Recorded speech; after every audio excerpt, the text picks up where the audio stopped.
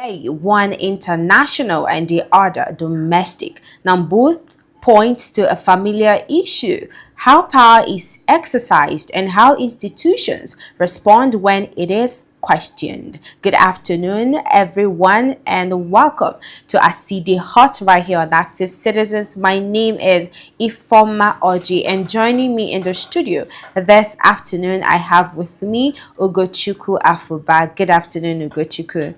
Good afternoon. How are you doing this afternoon? I'm great. What's the plan for Christmas? Oh, have a little Merry Christmas. Little Merry Christmas. Are you planning on traveling anytime soon? No, home is here. Okay, home is here. Beautiful. All right, we're starting off with our first story for the day. Now, first is the United States and Nigeria. Now, Washington has recalled its ambassador to Nigeria alongside several others worldwide. Now, the US says its routine ambassadors serve as at the discretion of the president.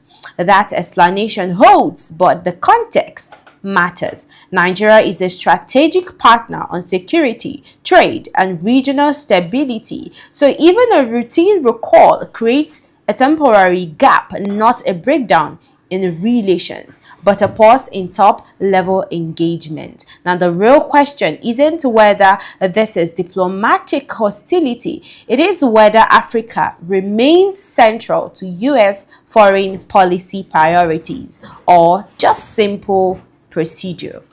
Now, Ugo, I think I would love to have your opinion on this before I go ahead with further questions. Now, we saw as a last 2 weeks, or was it last week, we discussed the US posing or imposing sanctions, visa restrictions on Nigerians.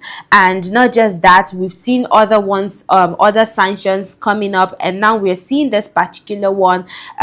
Could this be more like an attempt to restrict Nigerians from entering US or to sever ties with Nigerians? I don't think it is to sever ties with Nigeria as a country. There could be many reasons for this recent development.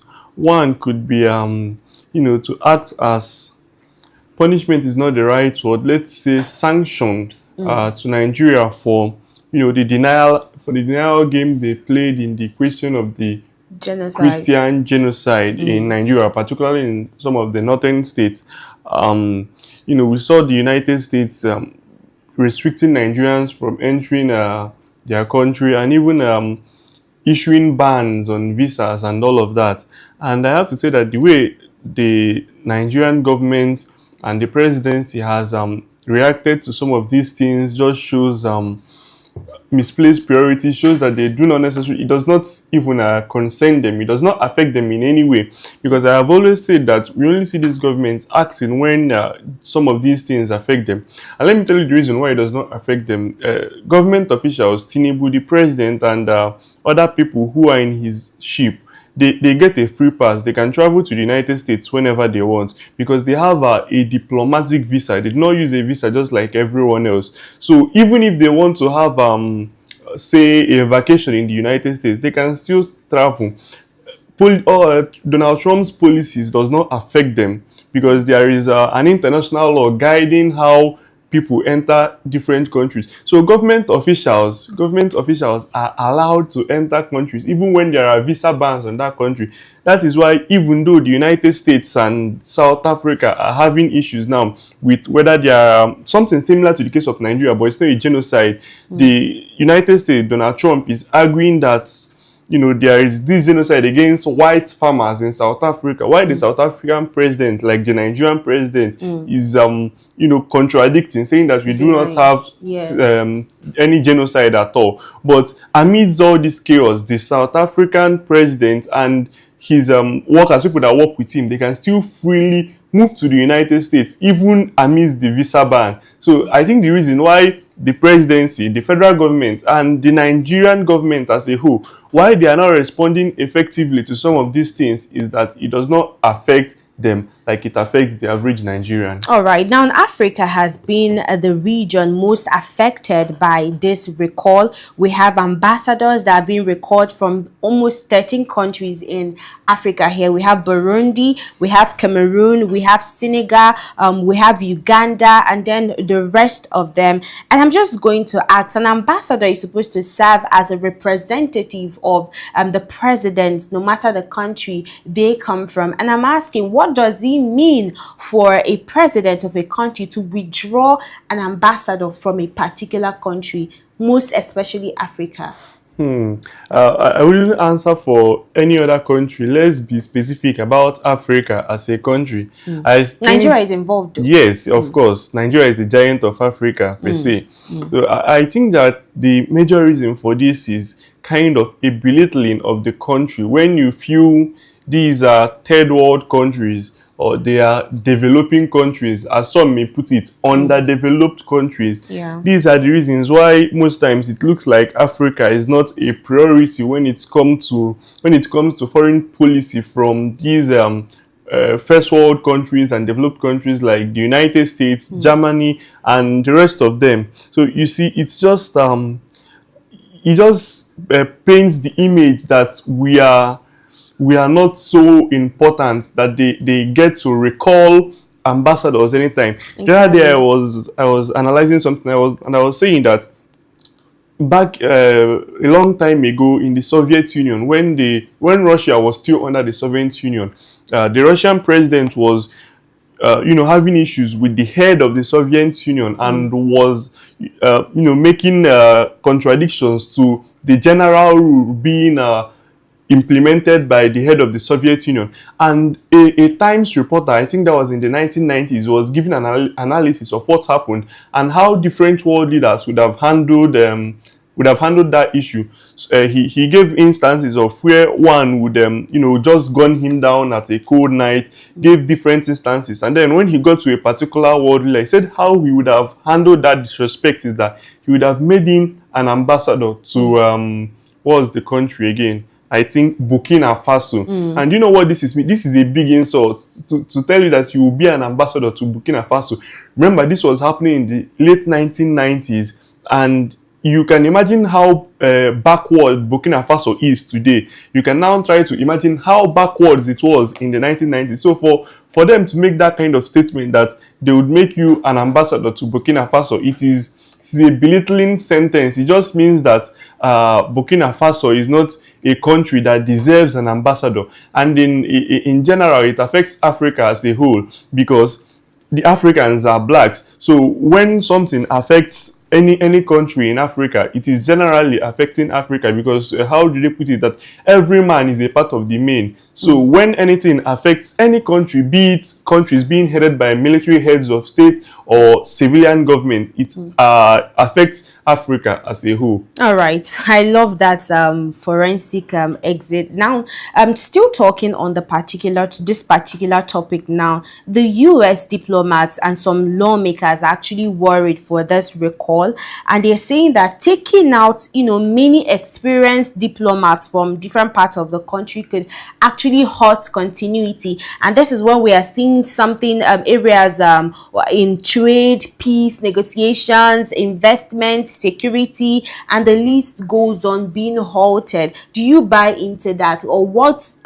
was it called? What should I say disadvantages is it posing for Nigerians? Well, you have said it all. At a time like this, when Nigeria needs to strengthen its foreign policy, we do not expect to be seeing things like this. Withdrawal of ambassadors from Nigeria, that United States ambassador. Let's even assume it's not just the United States, other countries like China, Australia, Netherlands, and the rest of them. It's just like I said earlier, it's belittling Nigeria and it is reducing their strength. There is now a gap between Nigeria and the international community, and one can only wonder or even suggest that one of the reasons why these things is happening is because of the way Nigeria is perceived in the international community. Take a look at the president's ambassadorial list. An ambassador is someone who should have the skills in diplomacy, international relations, that can settle settle issues, foreign and international issues. But in that list, the non-career ambassadors, they are so controversial. We have in fact, I would have to call the names. You have someone like Feni Kayode there, who many refer to as he was a former special assistant to governor on media, but many refer him to as special assistant on insults. Someone who runs his mouth so well that, in fact, I think he's better. Ronald Mokri is better than him when it comes to critiquing. It's no longer critiquing people. I would say insulting people, defaming people, and people who embody this type of character are not fit to represent any country at all. In fact, they're not fit to represent their local government in the national level, let alone the country in the international community. So the point is that it all boils down to how Nigeria is being perceived abroad. When you make yourself valuable, you look like you envision great things and you have potentials. Other countries will have no other reason but to respect you. All right, so Nigerians do not actually have any reason for other countries to respect them, including the US. But let's talk about the timing and the skill here. Now, Nigeria have a tie with what's it called, the US, as regards security. So I'm like, now that they are already withdrawing or recalling the ambassadors, what does this mean for insecurity and security in Nigeria? Because I think this time that Nigeria has been designated as a country of particular concern, and then Trump saying that he's going to send troops to Nigeria to come and curb the insecurity and this genocide attack on Christians. What does this timing mean right now? Sorry, I thought I just saw where Trump said yes, I'll still come to that. Yeah, I'll still come to that. Yes. Okay, so I feel that the timing is all wrong. It's just crippling the situation more rather than actually creating solutions or solving these problems. We are just seeing more problems piling up, especially in insecurity as it concerns Nigeria. I feel that this is where we actually need ambassadors. We have people in the Ministry of Foreign Affairs. These are the issues they need to solve.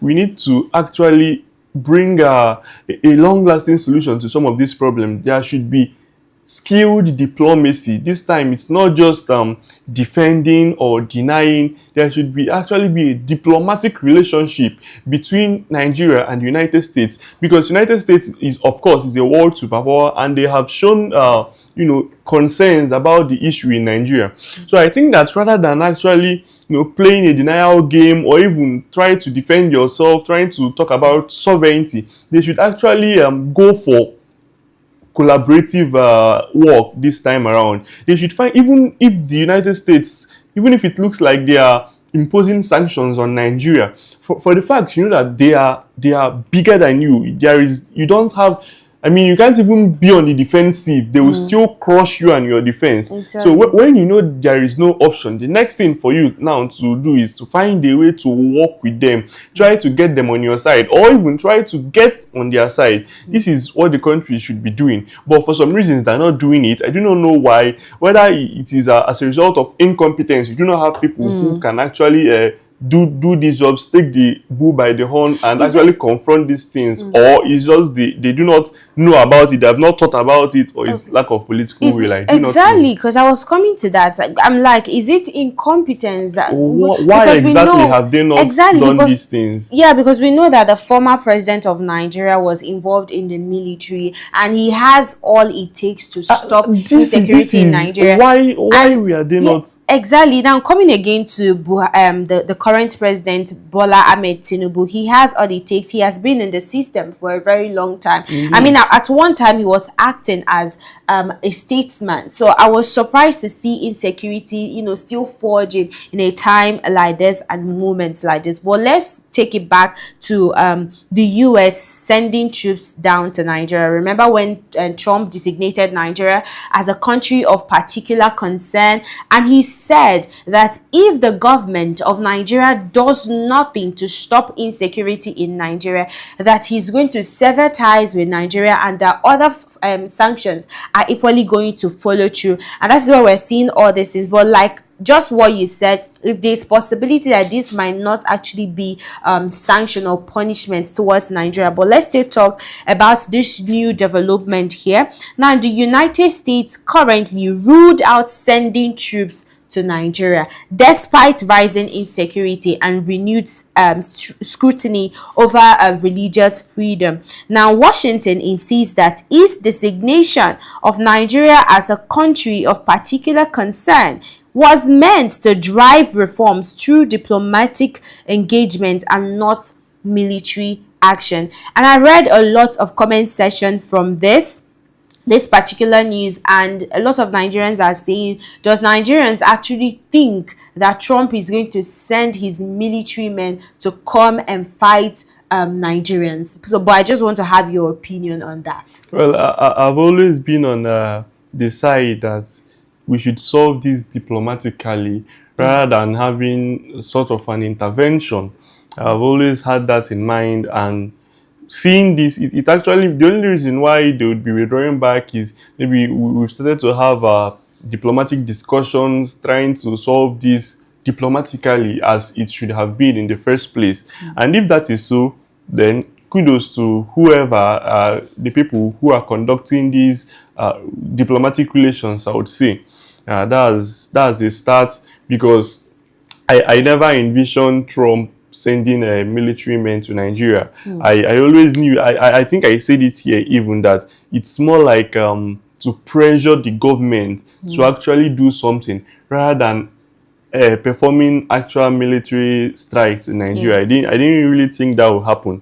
But then, now that he has made it known to the world that he's not going to send down troops to Nigeria, the Nigerian government now has this burden of responsibility on them. The burden that the United States is now becoming more welcoming, because reading in full, you would see that they've said that they desire to actually restore peace in Nigeria rather than actually sending military troops to Nigeria. So this shows a clear intent, the intention of wanting to restore peace. And I think it is left on the Nigerian government to actually welcome this development and actually work towards restoring peace, because over time we've seen that they've not really been interested in that. I think the Tinubu administration is more than obsessed with re-election. I think that's his only concern. That's why we've seen most of these things not even bothering him at all. Okay, now finally on this particular story, what message does this send to people that have been attacked in the north? We saw some months ago Reverend Dachomo coming out to decry of the insecurity and genocide attack on the Christians in the north, and he was actually inviting the president of the United States of America to come and save the Christians. Now, with the president of the United States of America coming out clearly to state that he is not sending any military troop to Nigeria to come and save the Christian, what do you think, or how do you think that the Christians in Nigeria who have witnessed first-hand attack are going to feel? And do we see the government actually taking actions against insecurity and genocide attack in Nigeria, or are we seeing them relaxing because the US is saying they are not sending any troops to Nigeria? You're talking about genocide attack. They've never actually accepted that there is a genocide. Or like I said, Trump is not a savior. He's not the savior who will come to redeem the world, or in this case, redeem Nigerians from the said Christian genocide. Nigeria as a country, we have a government who have the responsibility of securing lives and property of its citizens. Even if they have failed in doing so, that does not give a free pass to the United States to actually intervene in Nigeria. They can only do so only in issues of war. That's only when they can intervene without the permission of the Nigerian government.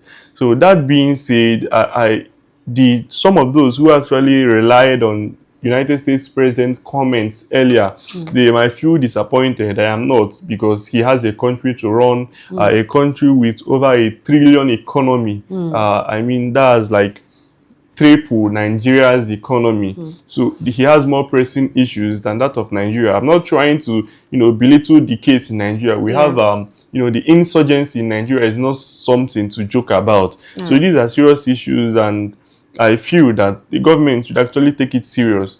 I've always been thinking to myself, is there any reason why the government is not responding to some of these things? Because I don't understand, even if you are more than obsessed with re-election, that does not stop you from actually performing, doing the right things you ought to do. Sometimes when I just think about it, I am lost in my thoughts, because I have not actually gotten an answer to why there are problems, and are you willfully neglecting it, or is there something else we don't know? Because from the look of things now, everything is crystal clear. It's just they are not responding. Their response is, in fact, there is no response not even at interested. all. And Yes. I just can't fathom why. I don't know what the reason is, but I do hope that if there is something behind it, that they actually get over it and start handling the issues that they need to Okay, get now, to. a lot of Nigerians are saying the reason why they have been lackadaisical towards this insecurity in Nigeria is because most of the officials are key players in insecurity in Nigeria, and that Of is course, why they that's don't want to bring possibly. it to a halt. But I think we'll move over to the second story. But before that, I think just like what Trump always say, Americans first. So it was quite ironic for Trump to send his troops to Nigeria to come and save Nigerians without any incentive from the government. But aside from that, I think Nigerian government should have a more like a united efforts and funds to fight insecurity in Nigeria, because this has really lasted for far too long, and people are dying on daily basis. People can't even go to farm. People can't even stay in their communities, and they are secured. It is quite sad that this is coming, and this is dirty December. And I remember one time, was it yesterday or 2 days ago, the president stated that coming 2026 that there will be zero tolerance to insecurity or banditry in Nigeria. And I asked in the morning show, why is it that he's saying this? Is it that he just wants Nigerians to die further? At least today is 23rd, from now to the end of December, then from 2026 he'll start working on terrorism attacks in Nigeria, which for me it is quite insensitive. People don't deserve to die. As a beacon of hope and as the chief security officer of Nigeria, he's supposed to be concerned about security of Nigerians. But let's move over to the next story, which is to Nigeria's tax law controversy. Now, opposition parties, PRP, are urging the National Assembly to consider impeachment if it is proven that tax laws passed by lawmakers were altered before being gazetted. Now, this is not about politics. It is about process. In a constitutional democracy, once Parliament passes a law, the executive cannot rewrite it.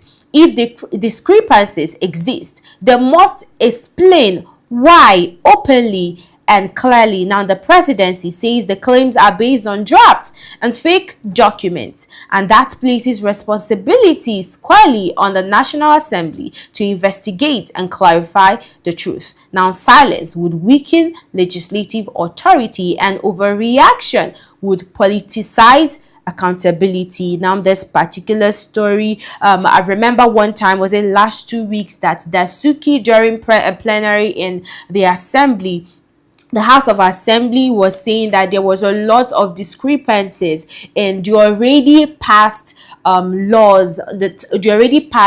tax laws, and he was actually bringing it to the attention of the Senate President and the Senate House that it was not what was passed, that is what was gazetted as the new tax law, and which a lot of Nigerians are implying that the executive, the president, actually altered this particular tax laws. And I'm going to come to you, Mr. Ugochukwu. What does it mean for a president to actually alter or tamper with the tax laws?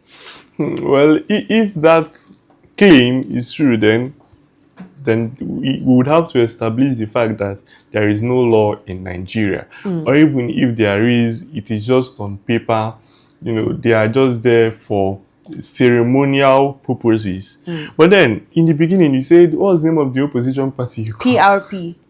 That's my first time hearing it, and they are calling for I think it's People's Redemption Party. Yes. Yeah. And they say they are calling for the impeachment of the president by the National Assembly. And Nigeria's National Assembly, for once, they have never actually had say a heated argument over a policy or a bill that was brought forward by the president. They only have debates when it's from someone outside their camp. So let's understand this, right? They've not debated the president's bill for once. They always pass it whenever there is an appointment. The only time people were denied appointment was the original first ministerial appointment, and I felt that was even the president wanted to do it. He actually didn't want those people to get the appointment, but at the same time, he didn't just want to say no to them. He wanted them to go ahead and go to screen, and behind he went to the national, do not pass this person. So if the president has the National Assembly in so much control, what makes the opposition think that they would actually file for impeachment? The same National Assembly where the president were to present the 2026 budget, and they were singing on your mandate to just I mean, all right. Now still talking on this. Now, under the section 143 of the 1999 Constitution, it stated that impeachment can actually be initiated if the president is actually found guilty of gross misconduct. And I'm asking, let's say for example that the National Assembly or the legislative body investigates this, and the executives is found culpable of altering the tax laws, the already passed tax laws. Do we see the president being impeached? Not in any it's not, I'm not foreseeing it in this Nigeria, even in the closest universe. I'm not seeing it. I think they should actually focus on actually solving our insecurity issues first. Let them leave the president, let him continue altering tax laws, because no matter how long or how more he does that, there is nothing is going to be done about it. Even if I've seen the presidents actually defending a few things from this tax law. They are saying that it's not an alteration, that they're just giving a more detailed breakdown of what was actually passed in the National Assembly. Now, I'm not trying to support them. I'm just quoting them, saying what they've come out to say. For an instance, in the National Assembly, they say that if you do not pay tax, that you will be punishable by the law. And in the gazetted law, the president is saying that they are just elaborating that sentence more, that they are telling you how you will be prosecuted. That means there is now a tax police force, something like that. This is the defense are coming out to play. So even if he's found of misconduct, that is altering the tax laws, there would be defense over and again. And the point is still that no one is going to investigate Jagaban. No one is going to investigate him, or else you are ready to actually lose whatever job you have and any other opportunity you have in the nearest future. All right, now finally on this, when a law is being altered after passage without legislative approval, it could actually be seen as usurping the legislative authority. And I'm just going to ask, if this is investigated and, like I said earlier,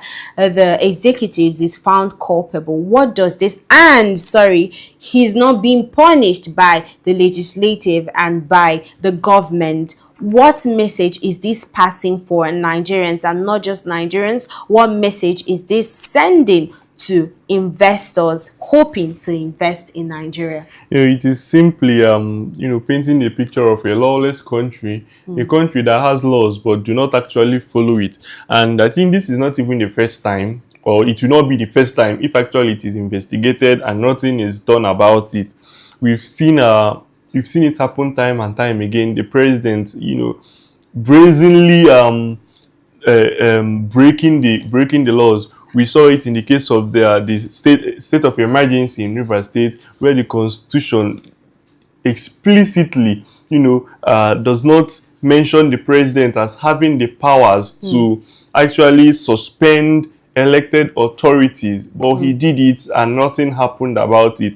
After 6 months, we saw the court trying to even play politics. So you see that this is something that has been happening. This is not the first time, and it is it's actually a sad thing, because it's portraying our country as a place where laws are not, in fact, it's like laws are meant to be broken in Nigeria.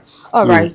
Now, the PRP and a lot of opposition parties like ADC and the list goes on are actually consenting to this, and they are seeking that these new tax laws be suspended pending on when investigations are done, and if the president is found culpable, he can actually be punished, and if he's not found culpable, then the government can go ahead with the implementation of these new tax laws. But I think we'll see how that will pan out come 2026. Now let's move over to our last story for today, which is more like on a good note.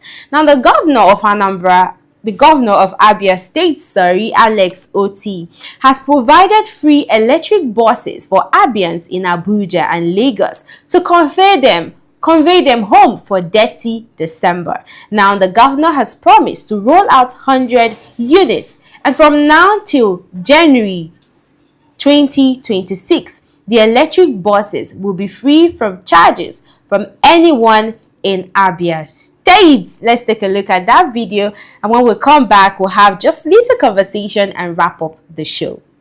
Let's take a look.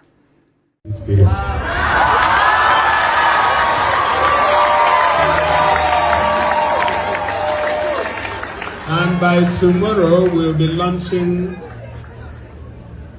the first set of green buses, electric vehicles,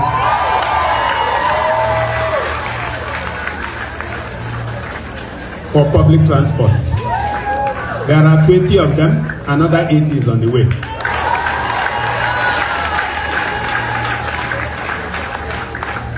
And from tomorrow until sometime in January, it will be free shuttle across the state.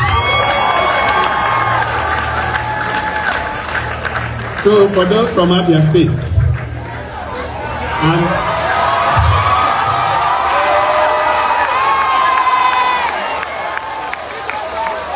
the lovers of Abia State, because in Abia we have no state of origin. Have you heard that? We have no state of origin. If you live in Abia, you are from Abia. I want to say a big thank you to you for receiving us. Say thank you to our pastor for the work that God is using him to do. I wish you all a Merry Christmas and a fantastic 2027. Thank you so much. Glory to God. Commendable. I think this is quite beautiful, coming at a time where we have expensive transportation down to maybe your villages and the rest of them, and he's providing you free transportation. I think this is quite commendable, but let me get your take on that, Ugochukwu. I think Abia State is one of the states without any opposition. And this time around, it is not because the government in control is actually forcing people to join their party, but because people are genuinely happy with the developments they are seeing. Yeah, I must commend some of these projects by the Abia State Governor Alex Oti, and I am seeing some of the, as usual, the Tinubu his online dogs who are coming out to say that how can in 2025 you are celebrating things as basic as electricity, buses, but then here is what I think about it. When they have not been enjoying those things that you call basic for a long time, the former governor of Abia State was an APC governor. You should actually be blaming the one who left before Alex Oti for not providing these things. And now that they are seeing, in Igbo they say that onye jiteta bo otutu ya. So they have not been enjoying these things. So for Alex Oti to come and start actually bringing basic development, let's put it that way, it is a thing to be greatly celebrated and be happy for, because this is not something they used to see over the years being controlled by APC. And now someone of good repute who actually has a vision for Abia State to bring development back into that state, and you are calling what he's doing basic. Let's go to their states and see what their governors are doing. So I think kudos to Alex Oti, and I hope he continues in this way. Yes, exactly. I love the trajectory. I love the change coming to Abia State, and the Abians have the governor to thank for. I think this is quite amazing. I've seen Abia State and their Christmas decorations. I think it's quite amazing. I've seen Enugu State, what the governor did with the Christmas decorations and the rest of them. I think it is quite commendable. Sorry. And I hope. Sorry. Yes. I saw Anambra. They used they used red and blue wrapper to decorate. All right, guys. And there was this statement of the Abia State governor, which I think is beautiful to actually hear from a governor. He said, so long as you're living in Abia State, you are from Abia. So it's left for everybody living in Abia State to enjoy, and not for people that the origin is from Abia State. I think that was quite beautiful, and I hope, like I always say, that other governors should actually emulate from such beautiful development. But this is where we're going to call it a wrap on Aside Hot right here on Active Citizens. Thank you so much, Ugochukwu Afoba, for your analysis. I enjoyed every bit of it. God bless you and Merry Christmas. And then to our viewers, thank you for always watching. Thank you for tuning in every single time. But if you're yet to like, comment, and share, the time is now. Take it as our Christmas present, the Christmas present you are given to Active Citizens. Be active by subscribing, liking, and sharing. I think this is where we are going to call it a wrap, just like what I said earlier. We'll see you tomorrow on Morning Pause and Active Citizens. My name still remains Ifoma Oji. Do have a merry celebration.